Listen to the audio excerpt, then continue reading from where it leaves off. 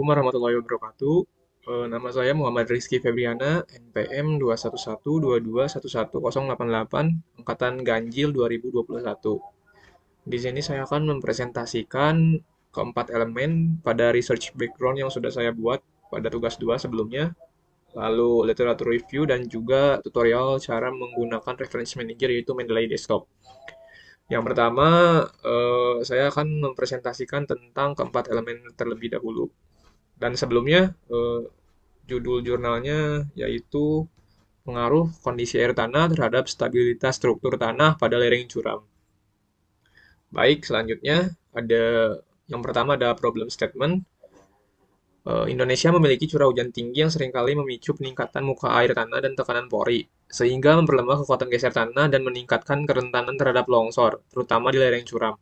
Studi tentang pengaruh intensitas hujan di berbagai daerah terhadap stabilitas lereng masih jarang dilakukan. Selain itu, penelitian mengenai peran tekanan air pori pada tanah tropis serta dampak aktivitas manusia dan perubahan vegetasi terhadap kestabilan lereng belum banyak dibahas secara mendalam. Lalu yang kedua ada objective of the research.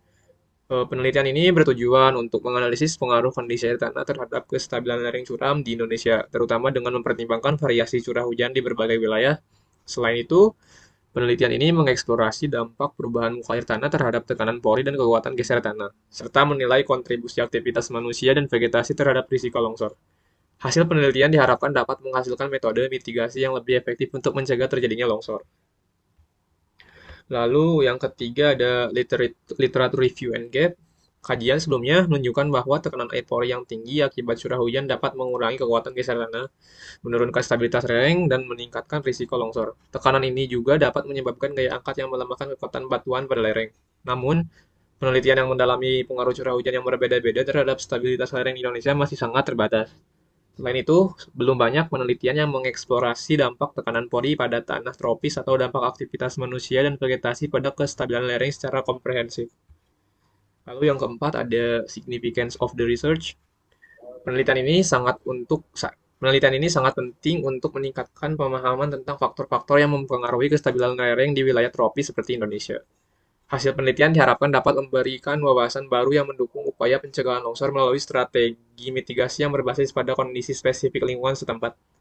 Temuan ini juga akan mengisi kesenjangan pengetahuan terkait dampak tekanan pori pada tanah tropis dan pengaruh aktivitas manusia terhadap risiko longsor. Mungkin itu saja untuk penjelasan keempat research background pada jurnal yang sudah saya buat. Baik, selanjutnya saya akan mempresentasikan atau menjelaskan literatur review pada jurnal saya.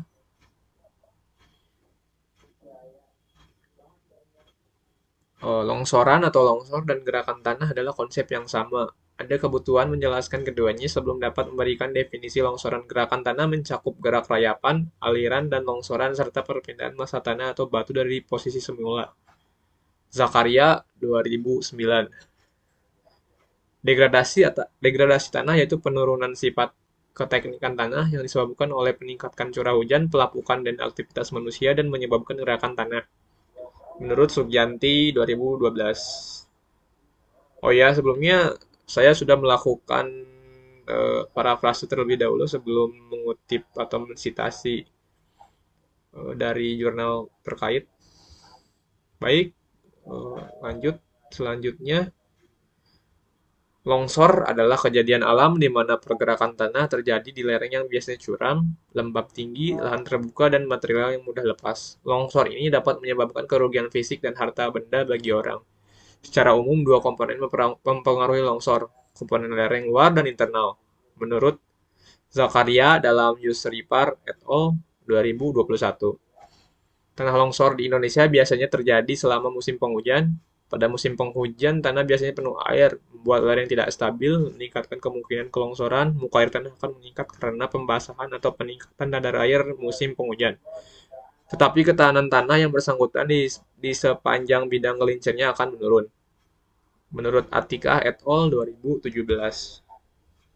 Lalu selanjutnya, karena jumlah kerusakan dan korban jiwa yang signifikan, kelongsoran lereng di Indonesia merupakan masalah yang serius, menempati urutan kedua setelah banjir dan cenderung meningkat setiap tahun. Salah satu bencana alam yang paling sering terjadi pada lereng. baik alami maupun buatan, adalah longsoran yang biasanya terjadi selama musim penghujan. Menurut Agustina 2013, lalu pengaruh alam, iklim, dan aktivitas manusia dapat mengganggu stabilitas tanah di lereng. Longsor terjadi karena gaya yang bekerja di lereng lebih besar daripada gaya penahan yang ada di lereng. Longsor menyebabkan banyak kerusakan, termasuk kerusakan fisik, lahan pertanian, dan kematian. Ini juga menyebabkan kerusakan secara tidak langsung yang menghambat operasi ekonomi dan pembangunan di wilayah yang terkena bencana. Menurut Raja Guguk et al. 2014, karena naiknya muka air tanah yang menyebabkan tegangan pori yang berlebihan, longsoran sering terjadi. Kondisi air tanah sangat penting untuk kestabilan lereng. Menurut Vikila et al. 2019. Lalu slide 11, salah satu bahaya geologi yang paling tidak dapat diprediksi dan merusak adalah ketidakstabilan lereng, baik alami maupun buatan. Ini dapat berdampak besar pada ekonomi, populasi, dan lingkungan. Lebih khusus lagi, integritas setiap struktur dan infrastruktur yang terletak di atau dekat daerah pegunungan atau perbukitan dapat dipengaruhi secara langsung atau tidak langsung oleh ketidakstabilan lereng. Bangunan, jembatan, jalan, rel kereta api, turbin angin, jaringan pipa, bendungan, terowongan, kabel transmisi energi dan telekomunikasi, dan lain-lain. Selain itu, ketidakstabilan di lereng dapat memiliki dampak yang signifikan pada ekonomi nasional dan regional dan juga dapat membahayakan kehidupan manusia. Menurut Pesaropoulos et al. 2024. Lalu selanjutnya, slide 12. Lereng adalah bagian miring permukaan bumi. Sementara itu, kestabilan lereng adalah kondisi atau keadaan yang stabil terhadap bentuk dan dimensi lereng. Menurut Duncan dalam Hilmi et al. 2018. Beberapa faktor mempengaruhi keamanan lereng, termasuk kemiringannya dan beban yang bekerja di atasnya. Lereng dengan beban yang besar dan kemiringan yang curam dapat menyebabkan kelongsoran, menurut Imron et al. 2020. Dalam pekerjaan yang berkaitan dengan galian dan penimbunan tanah, batuan, dan bahan galian, stabilitas lereng sangat penting karena menyangkut keselamatan manusia atau pekerja, keamanan peralatan, dan keselamatan peralatan.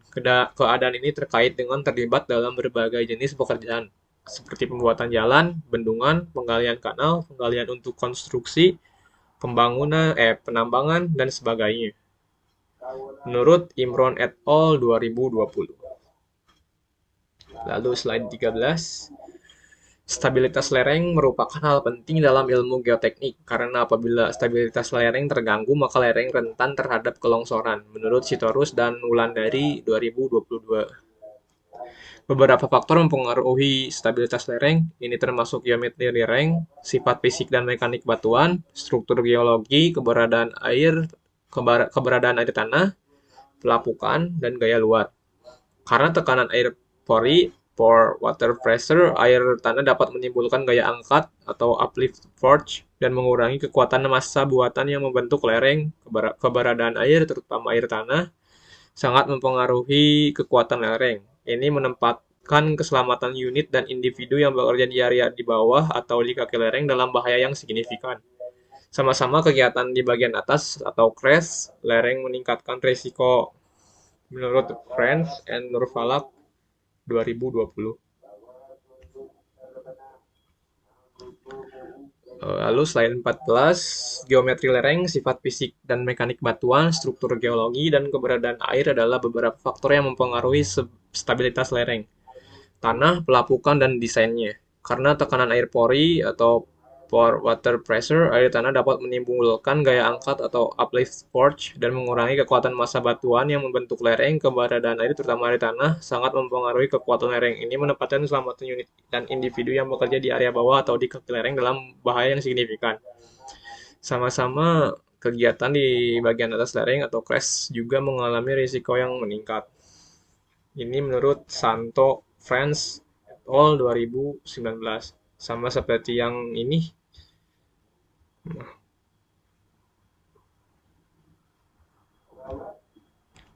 Lalu selanjutnya ada slide 15. Lereng tanah sisa yang curam biasanya memiliki muka air tanah yang dalam dan zona tak jenuh yang tebal di atas muka air tanah.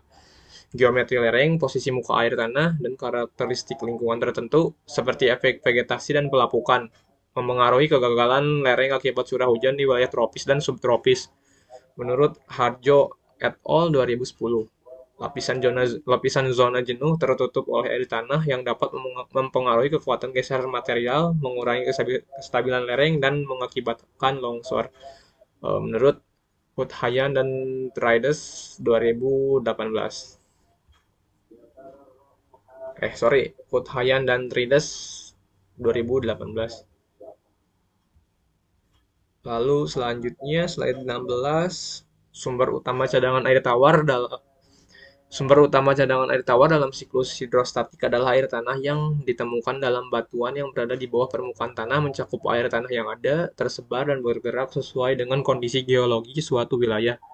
Menurut Permana 2019, adanya kadar air yang berlebihan pada lereng dapat menyebabkan lereng tidak stabil, memungkinkan pergerakan tanah. Menurut Choi et al. 2018.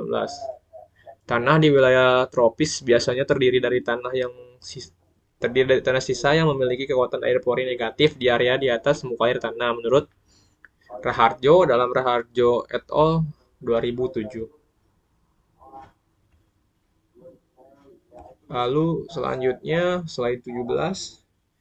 Untuk memahami bagaimana materi bertindak dalam mekanika tanah tak jenuh, ada banyak metode yang dapat digunakan. Namun yang dianggap yang paling efektif adalah mempertahankan paralel yang lebih mirip dengan mekanika tanah jenuh klasik.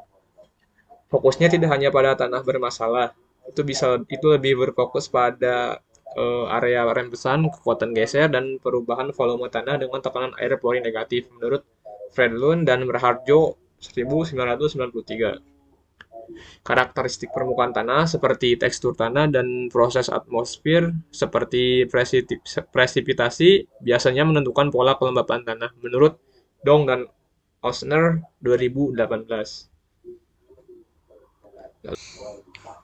Baik, selanjutnya saya akan memberitahu cara menggunakan reference manager, yaitu Mendeley.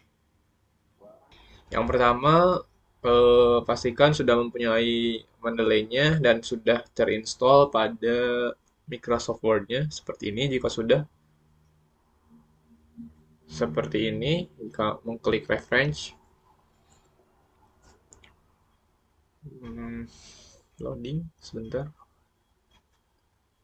Nah, jika sudah terinstall, biasanya akan muncul tampilan seperti ini.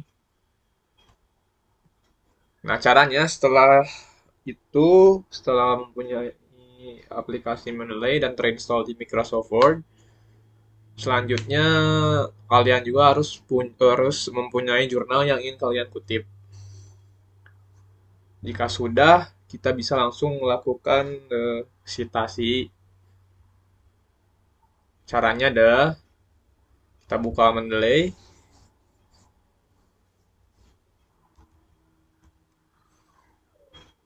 Nah, biasanya jika baru menggunakan Mendeley, di sini tuh kosong ya, tidak ada apa-apa sama sekali di sini. Nah, cara menambahkan jurnalnya yaitu dengan mengklik Add. Lalu, jurnal mana yang ingin kalian kutip atau sitasi. Contohnya misalnya ini. Kita open. Nah, sudah terupload di sini. Dan kita sudah bisa melakukan sitasi dengan mengklik ini 2 kali. Lalu setelah itu kita pilih bagian mana yang ingin kita sitasi atau kita kutip. Kita ingin mengutip ini, kita copy, lalu tempel di Word. Lebih baik kalian melakukan parafrase terlebih dahulu. Jika sudah, kita bisa langsung mencantumkan nama penulisnya dengan mengklik reference lagi, lalu insert citation, lalu go to Mendeley. Setelah itu pilih jurnal mana yang digunakan tadi, yang ini contohnya kan. Kita klik, lalu kita pilih cite, dan otomatis nama penulis akan muncul di sini. Nah, begitu juga yang sudah saya lakukan pada literatur review sebelumnya yang ini. Untuk daftar pustakanya juga otomatis ya. Jadi kita tinggal mengklik reference, lalu insert bibliografi. Yang ini contohnya. Kita klik insert bibliografi untuk daftar pustaka. Nah, otomatis akan muncul seperti ini.